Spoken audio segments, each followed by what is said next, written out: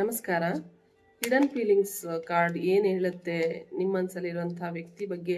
ಈ ಸೆಕೆಂಡಲ್ಲಿ ನಿಮ್ಮ ತಲೆಯಲ್ಲಿ ಯಾರಾದರೂ ಒಬ್ಬರು ಬಂದಿರ್ತಾರೆ.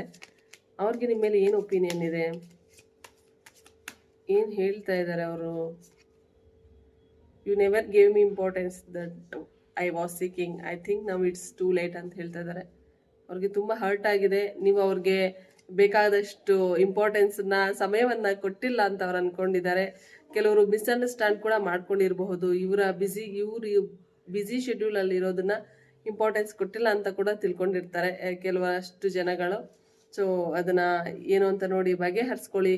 ಹಾಗೇನೆ ಬಿಸ್ನೆಸ್ ವೈಸ್ ತಗೊಳ್ಳೋದಾದ್ರೆ ಯಾವುದೇ ತರದ ಬಿಸ್ನೆಸ್ ಇರ್ಬೋದು ಅಥವಾ ಕೆಲಸ ಇರ್ಬೋದು, ನೀವು ಅದಕ್ಕೆ ಬೇಕಾಗಿರುವಂತ ಸಮಯ ಆಗ್ಲಿ, ಅಷ್ಟು ಎಫರ್ಟ್ ಆಗ್ಲಿ ಹಾಕಿರಲ್ಲ. ಸೊ ಅದಕ್ಕೋಸ್ಕರನೇ ಬಿಸ್ನೆಸ್ ನಿಮ್ದು ಡೇ ಬೈ ಡೇ ಕ್ಷೀಣಿಸ್ತಾ ಹೋಗಿರುತ್ತೆ. ಹಾಗೇನೆ ಮನಿ ಕೂಡ ಡೇ ಬೈ ಡೇ ಕಡಿಮೆ ಆಗ್ತಾ ಹೋಗಿರುತ್ತೆ ಮನಿ ಫ್ಲೋ ಕೂಡ.